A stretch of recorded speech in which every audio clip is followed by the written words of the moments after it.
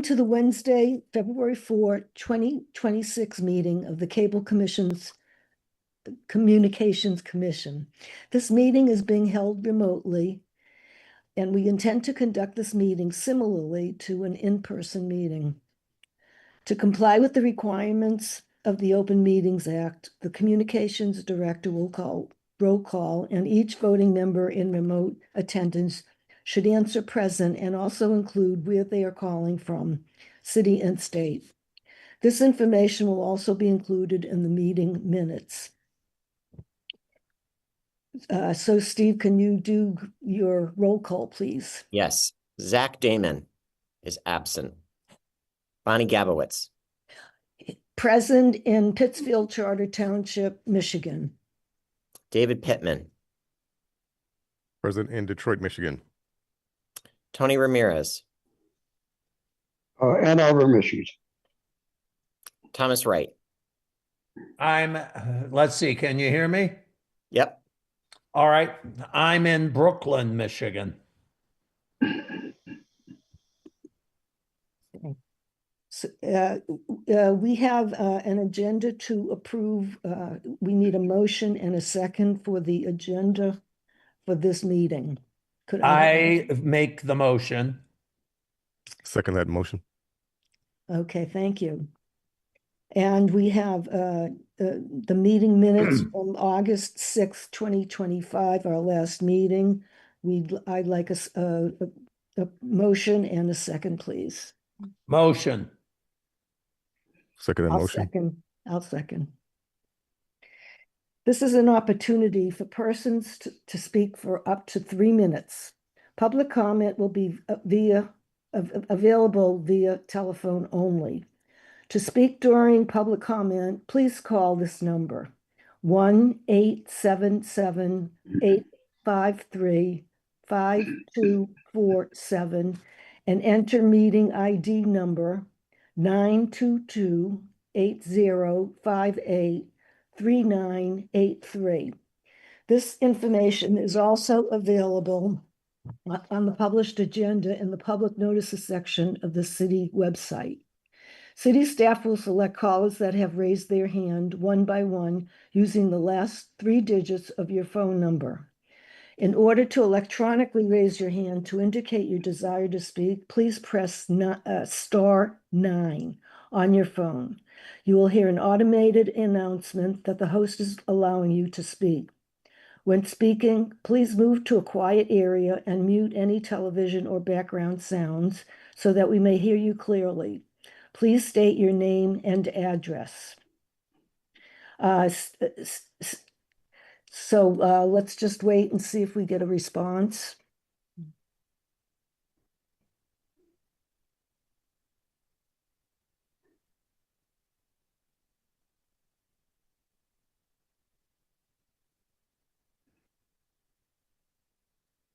Okay, I think there's no one in the queue now, so I think it's okay for us to go ahead. I'll keep an eye on it. Okay, I'd like to introduce everyone to our new Director of Communications, Steve. Take it from here. Hi, everybody. I'm really glad to be with you today and moving forward. I am Lisa Wandrash's successor, and I'm coming back to Michigan from after having lived in Arizona for 13 years. Most recently, I was working as the Associate Director of News for the Arizona Republic. But I have lived in Ann Arbor before, back in the mid-aughts when I was a law student at the University of Michigan. So I'm familiar with the area. Really happy to be working with the CTN team and the communications team at the city overall, and looking forward to getting to know all of you better. I invite any of you to come sit down with me individually. If you're interested in doing so, I'd love to hear more of your ideas. So that's all from me. I am going to, as part of our regular business today, pass it off to Ian Locke, who is the president of the Michigan Community Media Association. So this is the interest group of organizations across the state like CTN that offer public educational and governmental television programming. And Bonnie and I asked him here today to give us a little bit of an update on legislative issues that are important to organizations like ours. So Ian, please take it away. Well, Steve, thank you so much, and Bonnie for having me in. President of MICMA, Michigan Community Media Association, and Executive Director at Orient Neighborhood Television as well. We're a nonprofit 501c3 PEG Center offering public education and government channels to our community. So I'm not sure how well versed you guys are or up to date you are with legislation and all that fun stuff in Lansing that's going down recently. There's quite a lot of dysfunction going on between the House and Senate, as you all know. And Steve just wanted me to pop in and kind of give you an overview of where we're currently sitting.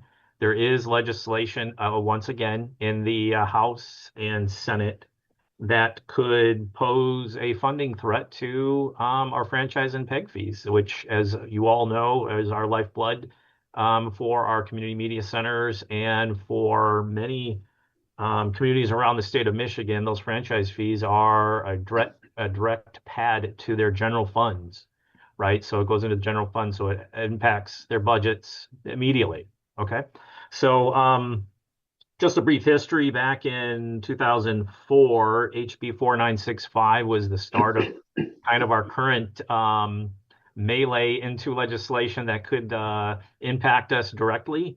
Luckily, MICMA and CTN and Arbor, all of our colleagues around the state of Michigan who run PEG centers and users and volunteers stepped up and responded to the legislation that was put forward in the House and stopped that bill in the Senate.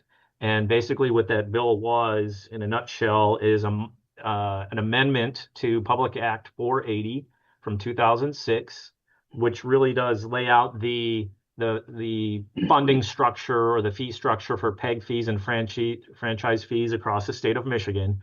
And in that bill, what was trying to take place was exempt all streaming services from franchise and PEG fee considerations in perpetuity. So we didn't like that because, one, the main issue we have is Comcast and our cable providers were also in support of this bill. They sat, kind of in the background, but they were supporting this bill because the next generation of cable boxes that are coming our way will be streaming boxes. Zumo boxes and different things like that. So it'll be an IP-based protocol where you'll get your cable signal from. And if 4965 was passed, then the cable companies could then claim, hey, we are a streaming service. We no longer have to follow the provisions of PA 480, and hence franchise 5%, PEG 2% fees coming to our communities could, in essence, be completely destroyed. And as you guys are well aware, the amount of funds that you guys collect annually, that is a substantial amount of local revenue that the city of Ann Arbor requires to operate CTN and obviously use the money in their general fund in other areas. So what we're dealing with now, it came out in the fall. It's basically a retread of 4965, just with a different author. And there is an added element to this new bill, and it has a new bill number. It has been assigned HB 5123. And it for the most part, it reads exactly like 4965 of 2024, which we stopped in the Senate. But it does have an added provision. It's called Section 3. And Section 3 was added by industry and I believe with some negotiations with the Michigan Township Association, the MTA, and the Michigan Municipal League, or MML. And I believe Ann Arbor is a member of MML. I'd be surprised if you weren't, but they're the main lobbying firm looking after municipal interests across the state of Michigan. And that provision, Section 3, was added to try to, what the industry was saying, and their lobbyists to say, well, we want to have these amendments to PA 40 go through, but we don't want to cause you any, and I'm going to throw these up, any harm. So that was kind of their carrot to us to say, we'll add this language to this amendment. And if you read it, I'm sure Steve we have copies of this bill to go around. We shared it widely with our membership, which Ann Arbor and CTN are of MICMA, is that Section 3 reads that if this is passed, that those communities who have active franchise agreements and contracts with your cable providers, that you will not be impacted by these amendments. So the streaming exemptions. If you read it at its face value, you go, yeah, that sounds great. Hey, they're looking out for us. We do know over past history that our cable providers and they don't really look out for us. They are always looking for PEG and franchise fees to kind of quietly go away. It's been a battle for 40 years. And this is the first time really that we have been frightened that they may get their way. And that's why MICMA has been working hard with CTN and our other colleague stations and member stations and politicians in Lansing to try to just at least educate them on the what if. And that's the frightening element that we are worried sick about, is the what if.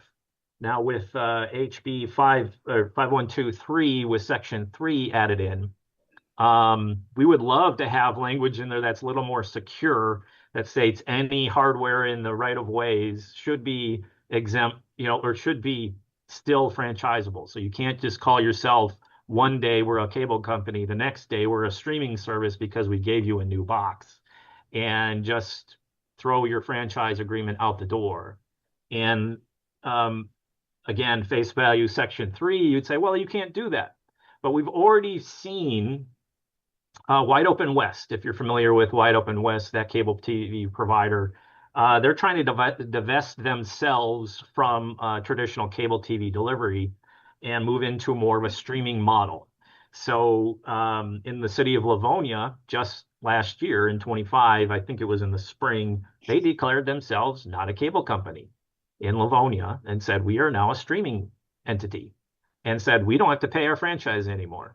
So what they saw was first quarter payments in the, I think it was in the $36,000 range, going down to $2,000.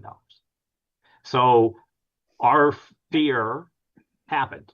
We know our cable companies, we know this business. We've been around here long enough to know that any angle they can get to try to claw back some funds into their pockets, they will do. And so, so that's the cautionary tale here, what we're dealing with these current bills. The strategy with the industry, we'll call them the industry, this time around, though, is a little different. They're not just targeting the House, which is Republican-led. They are also targeting the Senate at the same time. So they didn't do this before because the Democrats controlled both houses and the governor's desk, right? So this time we're a split government, we're divided government. And so they brought in Senate Bill 719. Okay. And Senate Bill 719 is identical to HB 5123 in language and scope. It's the same thing. And we do know that the industry is actively lobbying the Senate. We were notified that their main lobbyist, Monica Martinez, I actually was invited to a Zoom this Friday at 9:30 in the morning to sit in with a meeting with Monica and some of the leaders in Livonia and Wayne Westland to go over this bill. It'll be an interesting conversation, to say the least. But yeah, SB 719 that's the concern we have. We know if it goes through the House, if it goes through committee in the House, it's going to pass because they do have the majority. We are working with House reps and our constituents that work with MICMA to say, just share the information. If you can get with your House reps to say, yeah, this is not modernization of any kind of PA 40. This is still the same old, same old. Yes, we have Section 3 in there. So industry will say, hey, this bill is different. It's not the same. But in essence, it is the same. Okay.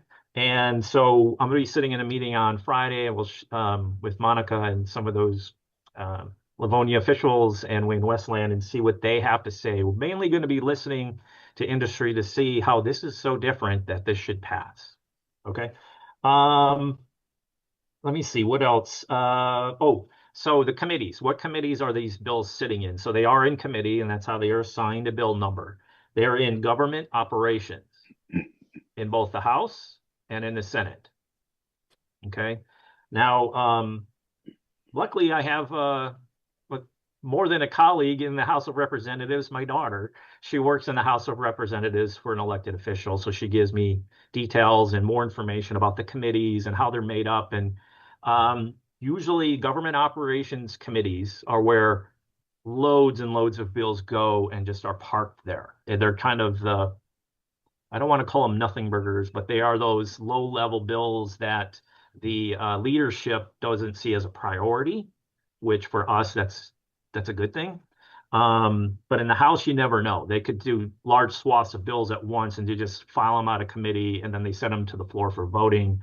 And so we're just kind of thinking the House is pretty much a done deal. If it passes out of committee, it's going to go get voted on the floor and it'll probably pass.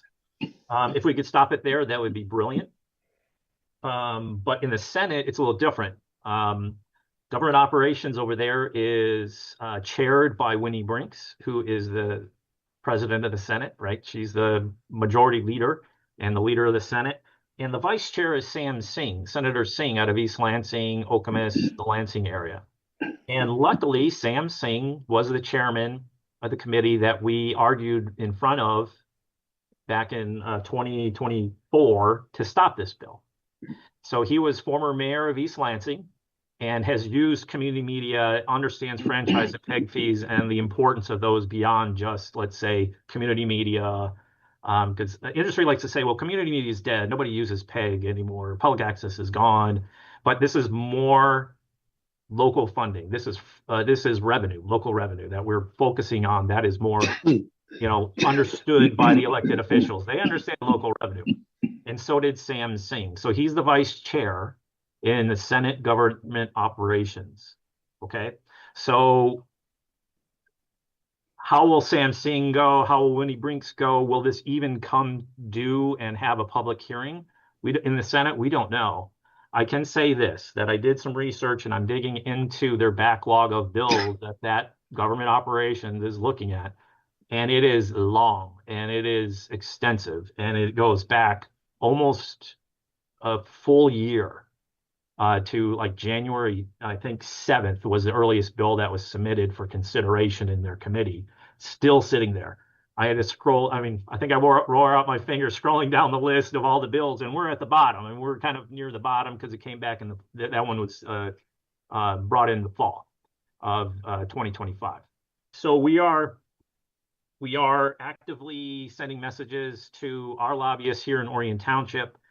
They supply lobbyists and that ONTV can use and MICMA in turn are using to try to get our message to the electeds that this isn't that great. We need modernization. We don't need amendments to PA 480. And that's what Sam Singh in the Senate was shaking his head and said, yes, we want modernization of PA 480 and the funding model of video services and companies using our public rights of way. So that's what we're pushing for and educating our electeds on. And Steve and I had a really nice call with Melissa Bondi when we met each other and just kind of caught up on the fun that is happening in Lansing. Divided government is here to stay until we see what happens in the general in the fall. It's going to be an interesting 10 months to see what actually happens in Lansing. But we could be seeing complete and utter, complete gridlock in Lansing for the first time in a very, very long time. For us, that's good on these bills, and that's what we're hoping for. I see a hand up. I know you're up against it, Thomas. So yeah, I just wanted everyone to know that I am a grant writer, and I have access to Foundation Directory Online for free in Jackson County. there's all kinds of grants we can get to fund cable access TV. I've lived through the metamorphosis of media. I used to work in newspaper and national yellow pages, multi-billion-dollar industries that vanished because they didn't have a plan B. However I can help, I am happy to help. And I'm working with University of Michigan, Adrian College, Michigan State, and other universities. And we have got to figure out how to protect cable access TV. We've already seen Michigan make a major blunder in the sale of their PBS station to Central Michigan, who then sold it for more money, and now there's no PBS in Central or most of mid-Michigan other than Detroit Public Television, which is also faltering. So however I can help, I am more than happy to do so. I've got to run to a TV interview, but thank you for letting me participate. And thank you, Ian, for updating us, because this is critical information. Thanks, Thomas.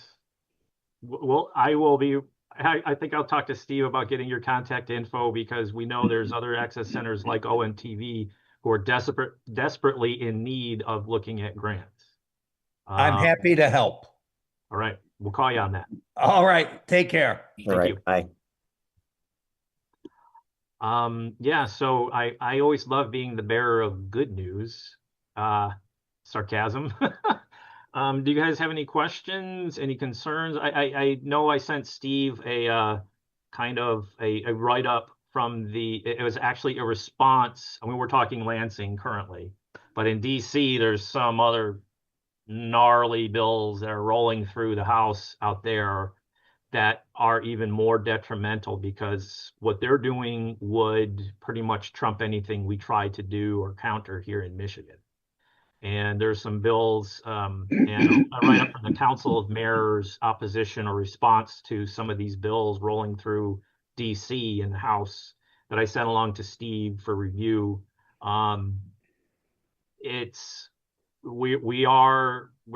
in battle right now, and in DC they are actually working on bills that there's multiple bills, and they're just kind of flooding through.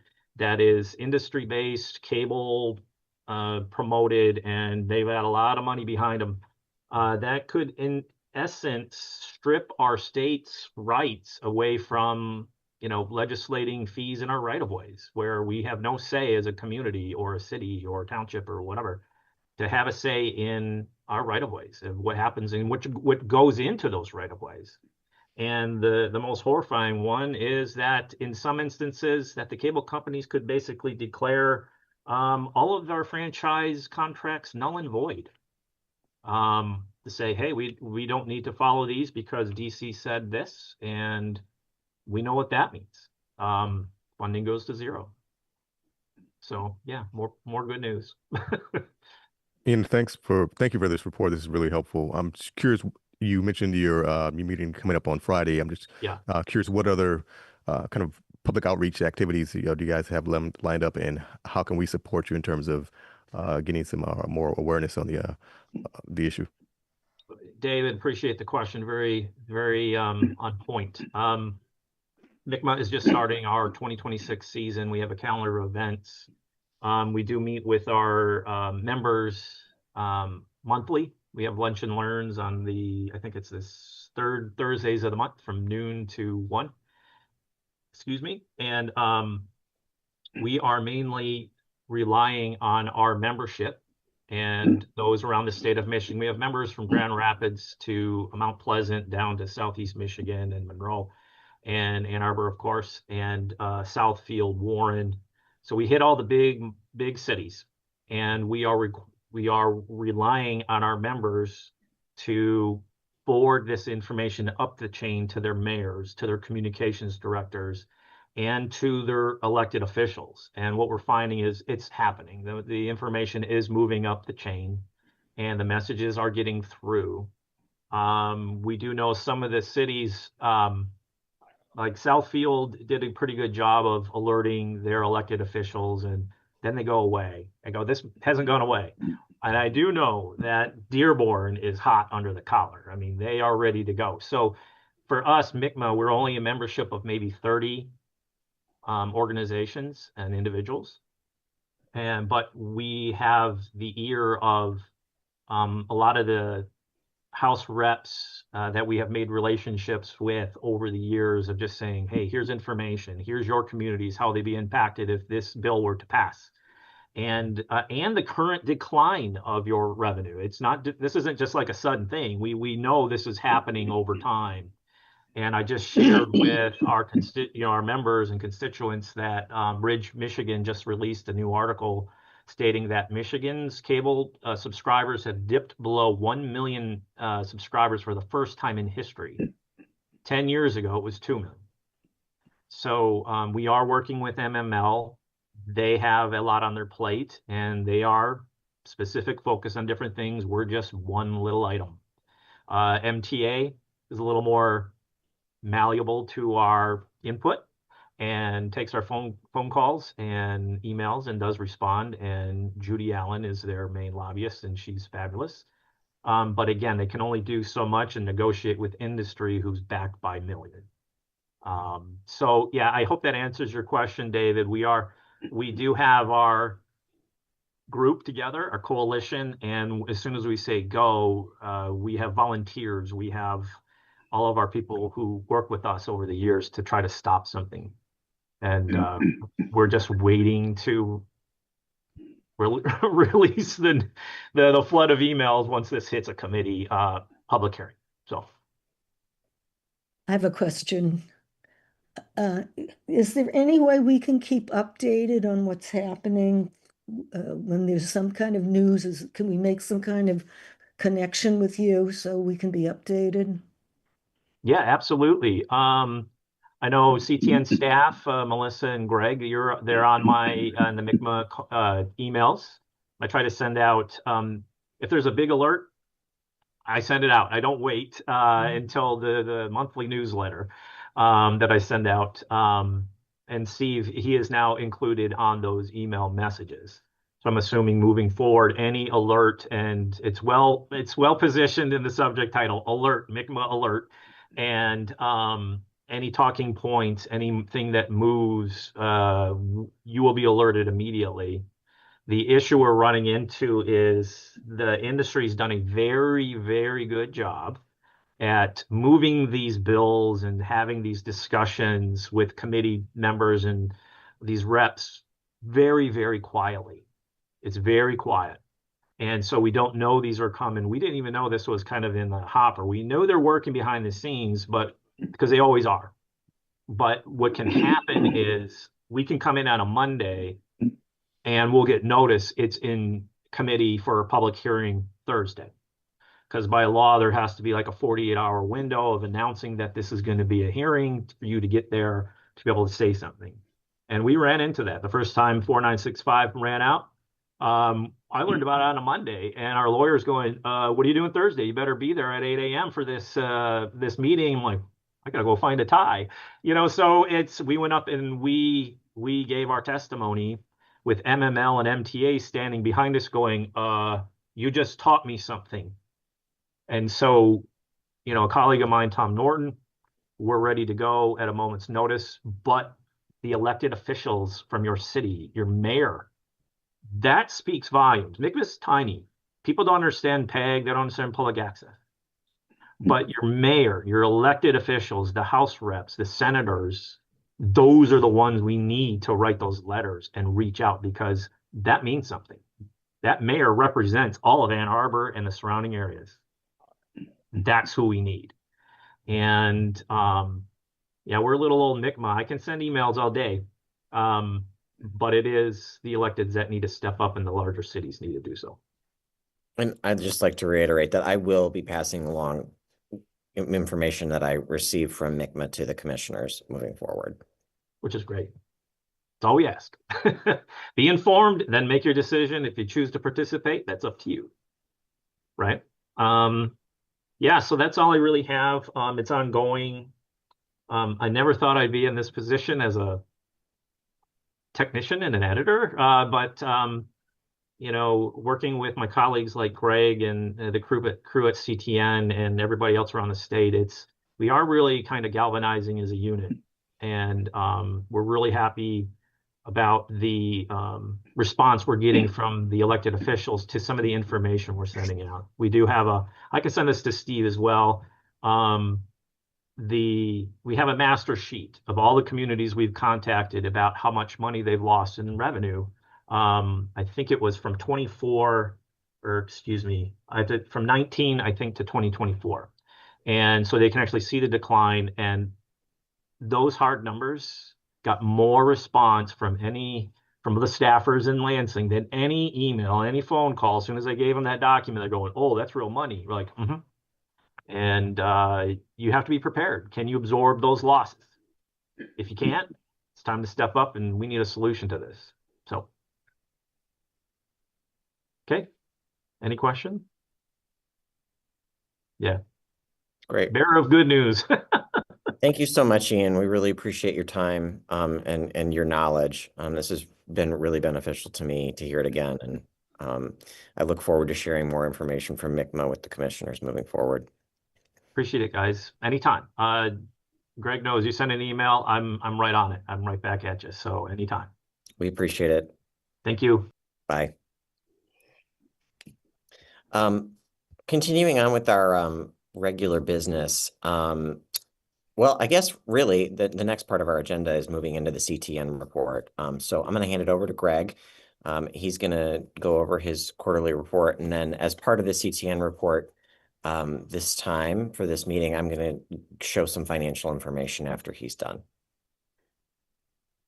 I am going to share my screen if I can find it. Okay. Let's see. Can everybody see the report?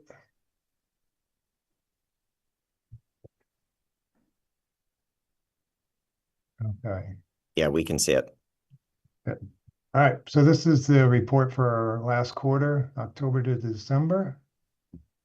Beginning with our activity highlights, as usual, we continued coverage of our meetings, both the virtual and in person. We completed coverage of our high school sports coverage. During this time, we also received bids for new channel servers. So the servers that run our channels hit this almost 6-year mark, and basically they were considered done at 5. So we got an extra year out of them. So we went out for bids to get the latest version of the servers that we were using. And those came in during this quarter, and those servers, the new ones, are going in place and are going to be installed in 3 weeks. And I'm hoping it will be very little disruption to the actual channel, but the channels may go down for a brief period of time while they do the switchover.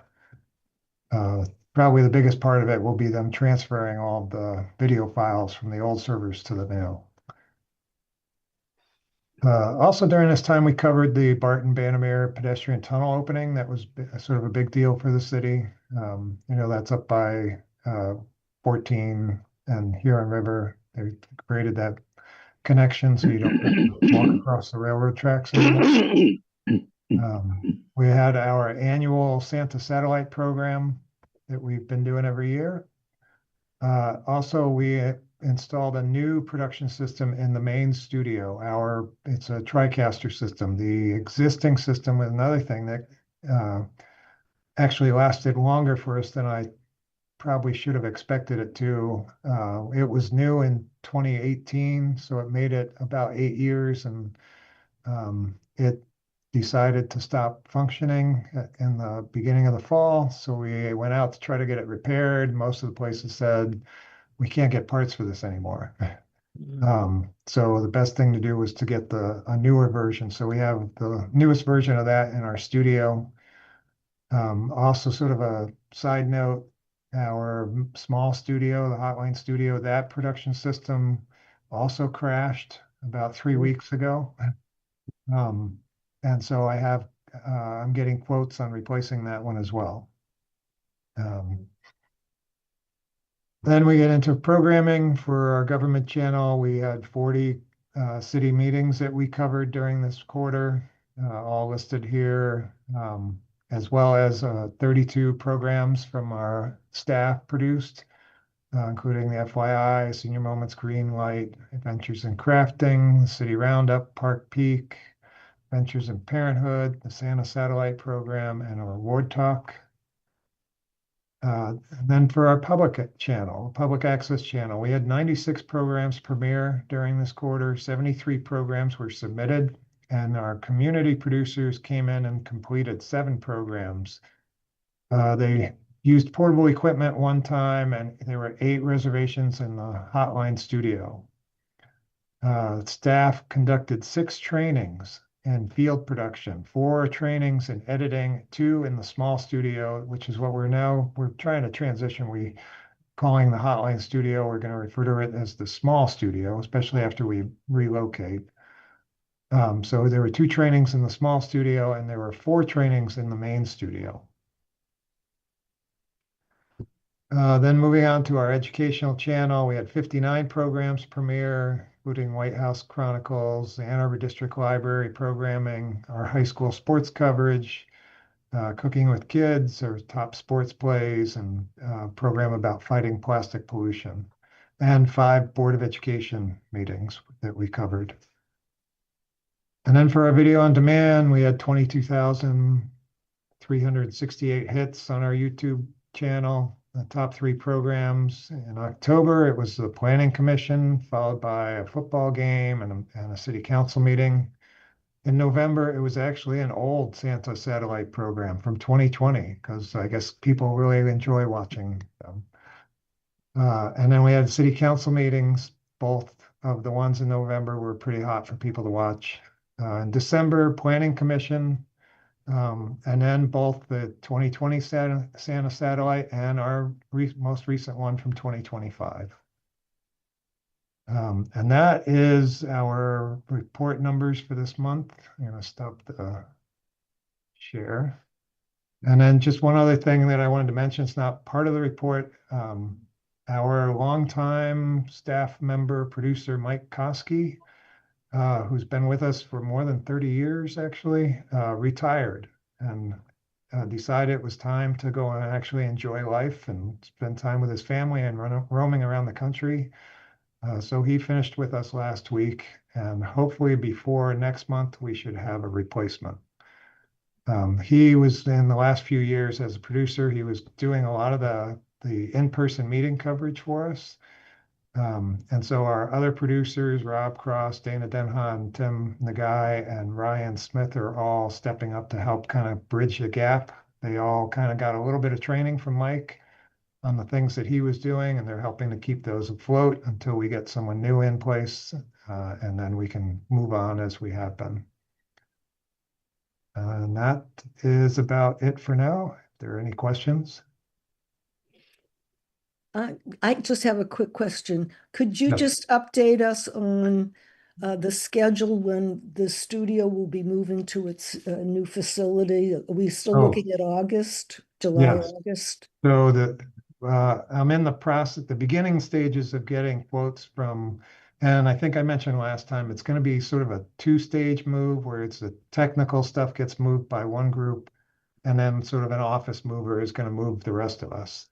And that even the office move will happen sort of in 2 phases. They will move the cubicles because we're reusing pretty much everything we have. So all of our cubicles are going to get relocated to the new building. They'll do that first. So they'll have to come in here, dismantle, and then take the parts over there and reconstruct them. And also as part of that, we'll probably ask that they clean things up as much as possible to try to make things look a little better if they can. And then the rest of the office will get moved. The rest of the furniture, everything that people has in their drawers and all that stuff gets moved. That will happen separate. So the cubicle part may actually happen in July. I don't know exact dates yet because while it will be disruptive the days that they come in to dismantle, after that, we'll just be working on folding tables or whatever we need to keep operating.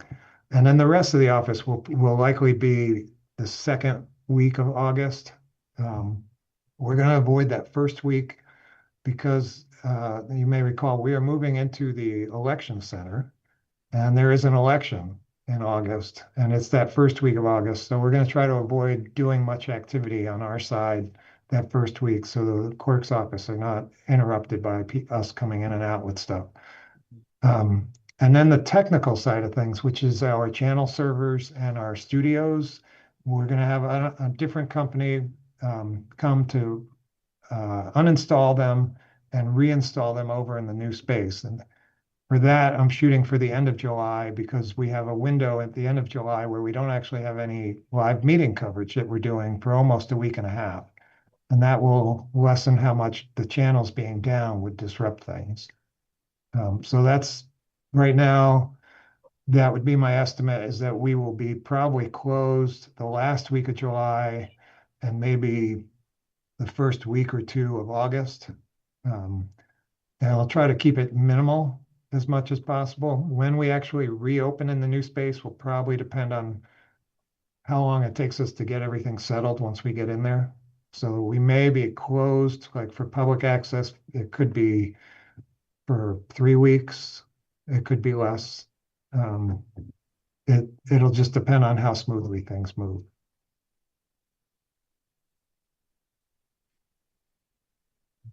Any other questions?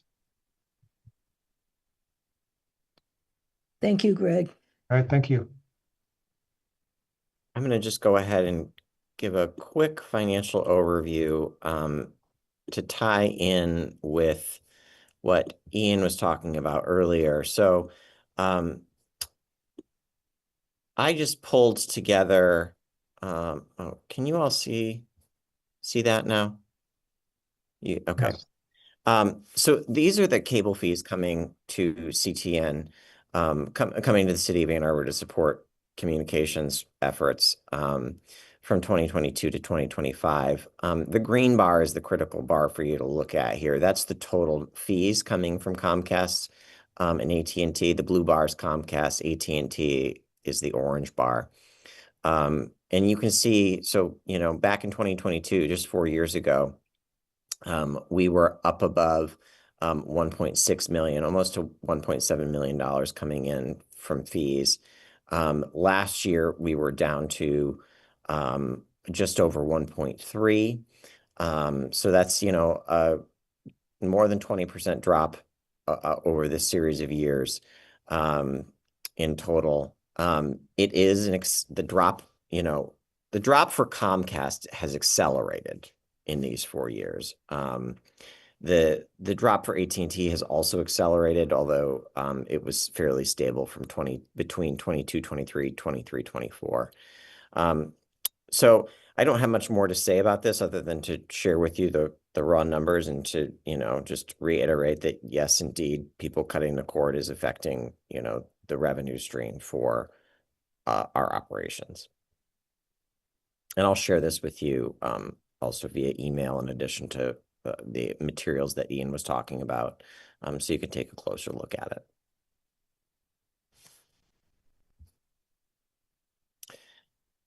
If there aren't any other questions about that, that wraps up the CTN report. So, Bonnie, it's back to you. Yes, this is the time when commissioners or staff can have some input or questions. I know in the last meeting we were talking about trying to, get CTN and PEG known a little more, trying to get the community to know more about us. So I'm wondering if anyone had any comments or questions about just sounding the horn. We were looking at maybe going to events that were maybe city supported, that we could have some kind of table, or we could represent ourselves and give out information. I could probably check with the office as to whether something's coming up in the future that we could plan to have some kind of presence. I know one of the suggestions that Lisa Wandrash made in the last meeting was to have a presence at the Office of Sustainability and Innovation's annual fair. And I'm happy to find out when that is and share that information with all of you in case you're interested in being there for that. Okay. There any other comments or questions? Well, I would like to welcome Steve. I know you had a big job coming in and covering all the different departments, so thank you for stepping in. We appreciate it. We need a motion and a second to adjourn the meeting if there is no more input. Do I have a motion? I move to adjourn. Thank you. And a second? I'll second. So at this time, it's 4:47 p.m. We are ending this session. Thank you all. Thanks, everybody. Bye-bye.